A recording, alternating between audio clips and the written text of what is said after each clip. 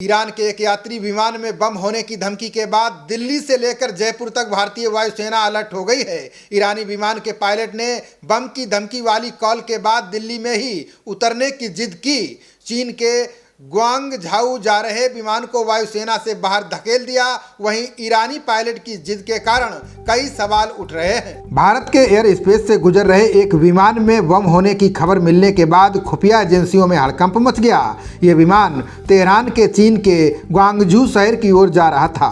तभी लगभग 9:20 पर इंदिरा गांधी एयरपोर्ट के अधिकारियों को ये जानकारी मिली कि एक विमान इमरजेंसी लैंडिंग की इजाज़त चाहता है।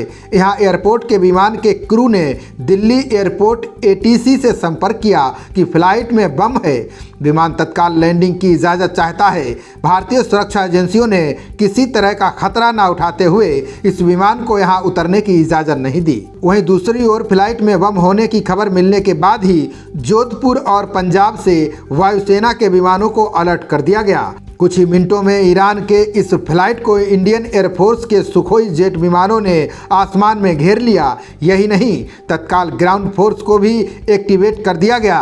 पूरे 45 मिनट तक सुखोई के विमान इस ईरानी विमान को घेरे रहे ताकि ये फ्लाइट जबरन दिल्ली या जयपुर में लैंड करने की कोशिश ना करे। पायलट की गतिविधियों पर सवाल इसलिए उठे क्योंकि ईरानी पायलट दिल्ली में ही उतरने की जिद करता रहा था। दिल्ली ATC ने विमान को पहले जयपुर उतरने की सलाह दी, लेकिन विमान का पायलट दिल्ली में ही उतरने की जिद कर रहा था। इसके बाद ATC ने विमान को चंडीगढ़ उतरने को कहा, लेकिन पायलट ने कोई जवाब नहीं दिया।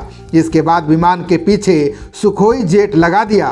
कुछ समय बाद ईरान के विमान को भारतीय वायुसेना के बाहर धकेल दिया गया। खबरों का सिलसिला जारी रहेगा, देखते रहिए जनप्रवाद। नमस्कार।